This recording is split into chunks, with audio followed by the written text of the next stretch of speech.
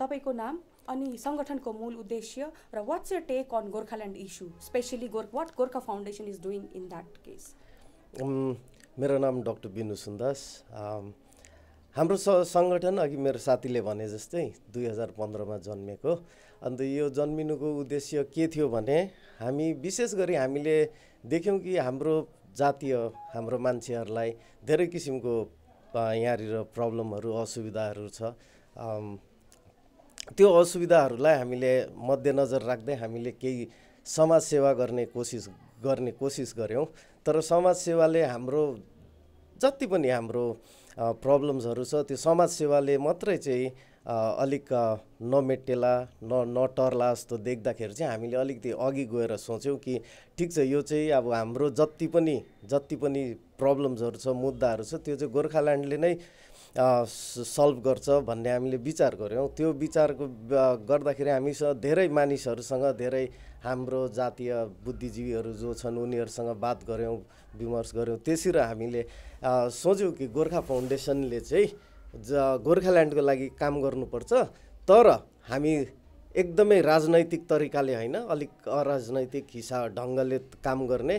त्यो हिसाबले हाम्रो संविधानको संविधानको पहिलो गोल नै के छ भने अब्जेक्टिभ के छ भने तपाईको कि हामी जो अर्गनाइजेसन कुनै पनि पार्टीले गोर्खाल्यान्डको मुद्दा उठाउँछ उनीहरूलाई हामी विचार विमर्श गरेर उनीहरूलाई कसरी काम गर्दैछ के गर्दैछ त्यो सबै याद गरेर हामी उनीहरूलाई सपोर्ट गर्ने।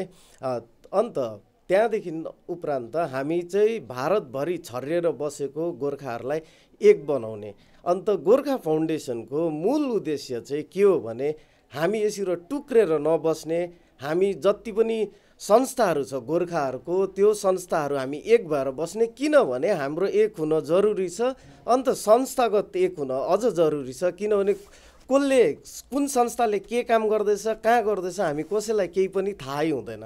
त्यो थाहा नभएकोले गर्दाखेरि कोही बेला केही पनि हुन सक्छ, हामी त्यो संस्थाले गर्दै गरेको काममा हस्तक्षेप पनि गर्न पठाइन्छ। त्यो भएकोले गर्दा चाहिँ हामी सबै संस्थाहरूलाई एक गरेर सबै संस्थाले के काम गर्दैछ हामी त्यो संस्थाले गर्दै गरेको काममा कसरी सहयोग पुर्याउन सक्छ यो चाहिँ हाम्रो एकदमै मूल विषय छ। किनभने हाम्रो मानिसहरूलाई चारैपट्टि जस्तो आसाममा हेर्नुहोस् उहाँहरूको असुविधा प्रब्लम भिन्नै छ, हाम्रो यहाँ दिल्लीमा भिन्नै छ, उत्तराखण्डमा भिन्नै छ, हाम्रो प्रब्लम भिन्न छ। तर यो प्रब्लम भिन्न भएकोले गर्दाखेरि हाम्रो काम गर्ने त्यो प्रब्लमलाई सल्भ गर्ने पनि तरिका भिन्न हुन्छ। त्यो तर पनि अब तरिका प्रब्लम भिन्न हुँदा पनि हाम्रो मूल root cause of the problems is related with identity. So what have you done till date? कहाँसम्म यो कुराहरू पुर्याइसक्नु भएको छ? कसलाई भेटिसक्नु भएको छ? कुनै मन्त्रीहरूलाई, कुनै ठुलो ब्युरोक्रेट्सहरूलाई कि हाम्रो इश्यूजहरू कहाँसम्म पुर्याइसक्नु भएको छ? ब्युरोक्रेट्सहरूसँग हाम्रो धेरै नै सम्बन्ध छ, बातहरू भइरहन्छ। हामीले ब्युरोक्रेट्सहरू हाम्रो जातिबाट जति पनि छन् उनीहरूलाई पनि हाम्रो फोल्डमा लिएको छौँ। उनीहरूसँग हाम्रो एकदमै डिस्कसन हुन्छ। जे काम गर्दा पनि हाम्रो जति पनि हाम्रो जातिको ब्युरोक्रेट्सहरू छन् यहाँ मात्रै हैन दिल्लीमा मात्रै हैन छरेर बस्नु भएको चारैपट्टि अब कतिजना विदेशमा पनि हुनुहुन्छ हाम्रै दार्जिलिङबाटै ब्युरोक्रेट्सहरू उहाँहरूसँग पनि हामी सम्पर्क गर्छौं, उहाँहरूको सजेसन्स लिन्छौं। त्यो हिसाबले काम हुन्छ। रह्यो राजनीतिज्ञहरू पोलिटिशियन्सहरू हामीले अहिलेसम्म धेरैलाई भेटिसक्यौं। हाम्रो सबै नेपाली 4 जना एमपीहरू हुनुहुन्छ उहाँहरूलाई भेटिसक्यौं। उहाँहरूलाई यो महापञ्चायत विशेष गरी किन चाहिँ जरुरी छ भन्ने कुरा हामीले उहाँहरूलाई सम्झाइसकेको छौं। उहाँहरूको केन्द्रीय मन्त्रीहरूलाई तपाईहरुले भेट्नुभयो? केन्द्रीय मन्त्रीमा हामीले रेलवे मिनिस्टर भेट्यौं, हामीले सीतारमणलाई भेट्यौं, हामीले डिफेन्स मिनिस्टरलाई भेट्यौं। उहाँहरूलाई सबैलाई हामीले हाम्रो मेमोरेन्डमहरू दिइसक्यौं। डिफेन्स मिनिस्टरले यहाँसम्म हामीलाई वचन दिनुभएको छ कि उहाँले लेबुङको जुन चाहिँ पनि हेल्थ सेन्टर छ त्यसलाई अपग्रेड गरिदिनुहुन्छ भनेर वचन दिइसक्नु भएको छ।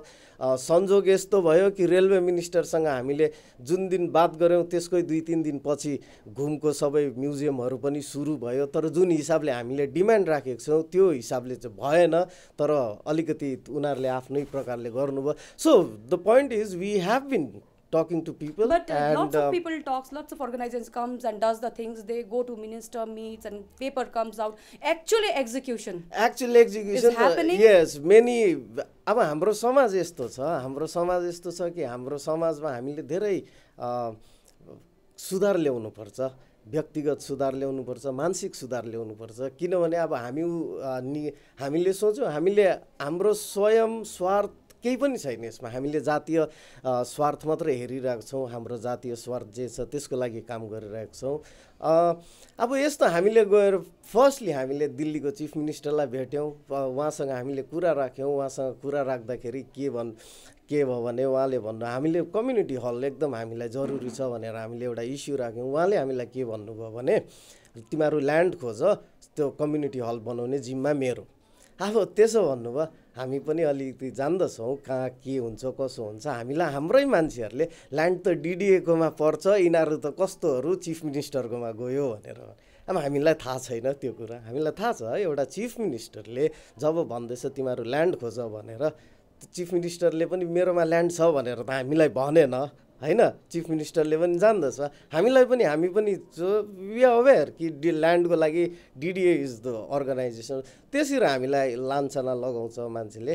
तर त्यो सब हामी छोडेर हामी अघि बढ्दैछौँ। हामी सबैलाई नै साथ लिएर हिँड्ने होइन, हामी सबै साथ भएर हिँड्ने हाम्रो उद्देश्य त्यो छ कि तिमीभन्दा म ठुलो, मभन्दा तिमी सानो भन्ने हाम्रो उद्देश्य छैन। हामी सबैलाई चाहिँ हाम्रो उद्देश्य एउटै छ कि हामी सबै एकसाथ भएर कुरा गरौँ। किनभने तपाईँले भने जस्तो दार्जिलिङ केन्द्रित भएर यो गोर्खाल्यान्डको डिमान्ड गऱ्यो भने हामीले देख्यौँ यत्रो सालमा त्यति असर केही पनि भएको छैन। रिसेन्टली अब लास्ट 20 इयर्समा हामीले 2-3 जना एमपी पनि पठाइसक्यौँ दार्जिलिङबाट हाम्रै सपोर्टमा, तर पनि केही भएको छैन। त्यसले गर्दाखेरि चाहिँ हामीले बुझ्यौँ कि हामी चारैपट्टिबाट भारतभरिको हरेक कुनाबाट चाहिँ हामी गोर्खाहरू एक हुनुपर्छ, आवाज एकसँग उठ्नुपर्छ। त्यही उद्देश्य लिएर चाहिँ हामी गोर्खा फाउन्डेसन जन्म्यौँ, अब काम पनि गर्दैछौँ हामी जे जस्तो सक्छ। किनभने सबै तपाईँले अघि भने जस्तो सबै यहाँनिर काम गर्नेहरू छन्, आफ्नो कामबाट समय निकालेर आफ्नो इस्युज सोसल वर्क जे भन्नुहुन्छ गरिरहेको छौँ हामी। त्यसले गर्दा हामीलाई समयको पनि अलिक प्रभाव छ, माने इन द सेन्स समयको हामीलाई कमी छ। त्यो हामी हेर्दैछौँ, अहिले हामी काम गर्दैछौँ। लाग्छ कि हामी 2 वर्षमा धेरै अघि बढिसकेका छौँ र यो महापञ्चायतले चाहिँ हाम्रो सबै नै कुन दिशा जाने के गर्ने चाहिँ महापञ्चायतले हामीलाई निर्देश दिनेछ। जुन चाहिँ तपाईँहरूको यो 26 जनवरीमा महापञ्चायत भन्नु हुँदैछ, के यो खाप महापञ्चायत टाइपको त होइन कि कस्तो टाइपको? यो टाइपको पञ्चायत त हामीले इन गोर्खाली नेपालीमा कहिले पनि सुनेको थिएनौँ र कुनै पनि सङ्गठनले गर्नुभएको छैन। यसको पर्सपेक्टिभ रोड म्याप, यसले के असर पार्छ, कस्तो प्रकारको तपाईँहरूले यो पञ्चायत र कोलाई तपाईँले जुटाउने र कहाँ जुटाउने? अघि हाम्रो साथीले भनिहाल्नुभयो तपाईँलाई कि हामीसँग अहिलेसम्म 49वटा अर्गनाइजेसन्स अलरेडी जोडिसकेको छ, भाग लिने भइसकेको छन्। उहाँहरूको प्रतिनिधिहरू आउनुहुनेछ सङ्गठनमा। यो महापञ्चायतको मूल उद्देश्य चाहिँ के हो भने हामीले अघि मैले तपाईँलाई भने जस्तो हाम्रो इस्युजहरू विभिन्न छ, हामी चारैपट्टि फिजिएर बसेको छौँ। त्यो जोग्राफीले गर्दाखेरि हाम्रो इस्युजहरू भिन्दै भएर गएको छ। तर मूल इस्यु फेरि again coming back to the same point, identity नै हो। अब आइडेन्टिटीको जबसम्म हामी सल्युसन निकाल्दैनौँ, खोज्दैनौँ, तबसम्म केही पनि हुँदैन। त्यसले गर्दा यो महापञ्चायतको उद्देश्य चाहिँ के छ भने हामी महापञ्चायतमा सबैको इस्युजहरू हामीलाई निचोडेर हेर्नेछौँ। त्यसमा अब मानिलिनुहोस् आसामकोहरूले अहिले आन्दोलन चलिरहेको छ आसाममा, त्यसमा हामी सबै दिल्लीको भयो, बम्बेको भयो, कर्नाटकको भयो, देहरादुनकोहरू भए अर्गनाइजेसन्सहरूले कस्तो रोल खेलेर सपोर्ट पुर्याउनु सक्छ त्यो पनि विचार हुन्छ।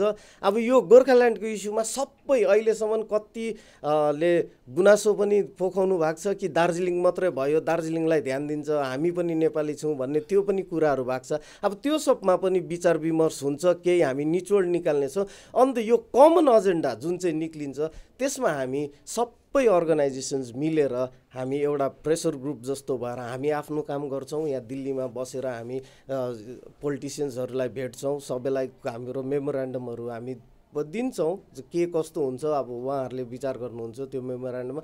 तर मूल हामी कोसिस गर्नेछौँ कि हाम्रो आफ्नो राजनीतिक पार्टीहरूलाई चाहिँ हामी कसरी चाहिँ एउटा बाटो देखाउन सक्छौँ कि प्रेसर ग्रुप बोलाउनु भएको छ तपाईँले यो पञ्चायतमा हाम्रो यो पञ्चायतमा तपाईँको गोर्खा सुधार समिति आउनु हुँदैछ, उहाँहरूसँग जोडेको धेरै अदर अर्गनाइजेसन उत्तराखण्ड भाग्सुबाट आउनु हुँदैछ, उहाँहरूले त्यो जिम्मा लिनुभएको छ लिएर आउने। त्यसै र गोर्खा युथ अर्गनाइजेसन युवा सङ्घ लखनऊबाट आउनु हुँदैछ, उहाँहरूले सबैले जिम्मा लिनुभएको छ। कानपुर गोरखपुरको सबै गोर्खा अर्गनाइजेसन्सहरू लिएर आउनुहुने।